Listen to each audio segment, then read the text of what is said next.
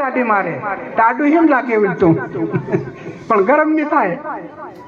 आप विचार करो तो आ काळा कोने माणस ने ये माया रूपी से संत भक्तो એ કોને ખાલે કાયાને ખાલે પણ આત્માને નથી ખાલતું સંત ભક્તો। આને માટે સત્સંગ કરવો પડે। એ આ કાયાનો બધો સંબંધ છે પણ એકદમ એ પણ છૂટી જવાની।